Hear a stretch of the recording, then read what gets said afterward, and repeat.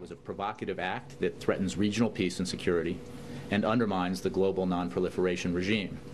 And it is regrettable that the leadership in Pyongyang chose to take this course in flagrant violation of its international obligations. White House spokesman Jay Carney condemning North Korea's successful launch of a long-range missile. Charles, your reaction? Nothing is going to happen at the UN, and even if there were something to happen at the UN, it will have zero effect on the program that the North Koreans are running. So all this talk is a reflexive answer every time this happens, and it's utterly meaningless. And it is true, neither administration nor the Bush, going all the way back to the Clinton administration, had an agreement in the middle 90s, which the North Koreans reneged on and essentially hoodwinked the United States. So no administration has any success, and the reason is sanctions have no effect. China has no intention of reining in or undermining this regime. It likes having a thorn in our side in that part of the Pacific while it probes in the southern waters. And it seems to me the only answer that we can have is two things. Number one, we have to pour resources into missile defense.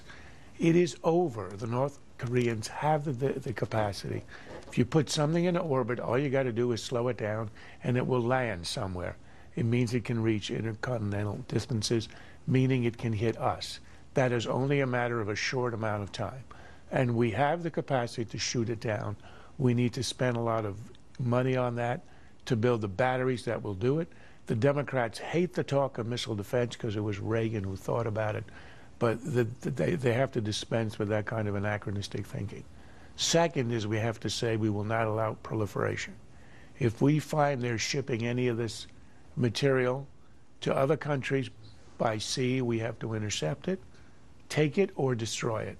I think we have to be very clear on that. There's no way we're going to stop Pyongyang from having these weapons, but we can stop it from exporting it, or at least being really serious. That is something we can be serious about. We can't be serious about stopping its program because there's nothing we can do. Taxes are going to go up one way or the other. They are. And I think the key is to make sure that taxes go up on high-end individuals like you and me, Barbara. We can afford it. It is entirely possible for us to come up with a deal, but time is running short. The president's calling for $1.4 trillion worth of revenue. That cannot pass the House or the Senate. President Obama and House Speaker Boehner continuing to play and replay their roles in the Groundhog Day drama of the fiscal cliff. When people are asked what's the best way to deal with the deficit, 69% say, not surprisingly, raise taxes on the wealthy. That doesn't affect them. 65% say cut government workers. 56% call for changes to Social Security. 51% raise the eligibility age for Medicare. So there's a lot of support for all the tough measures here.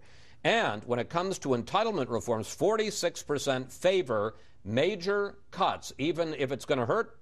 It'd be tough on people, including 59% of Republicans, while 40% say keep the funding and just pass the debt on to our children, including 52% of Democrats. Charles, what does that tell you? Well, let me just start by saying that asking us every day for a daily update on the cliff is like covering every day a tortoise 10K.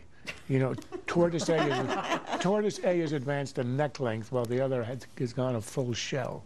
Obama is running out the clock. In your polls, it is clear that you can look and find support for any position you want. Yes, the strongest support is for raising taxes on the rich.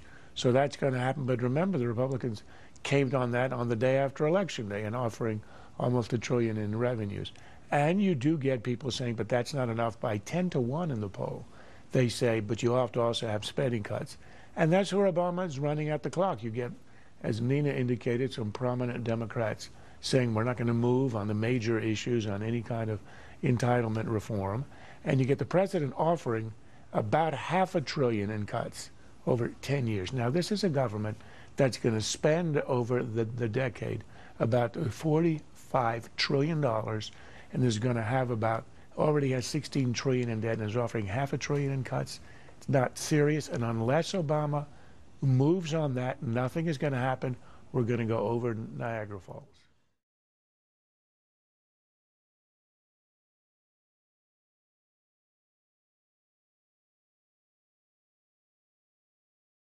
This has been a Sunfish production.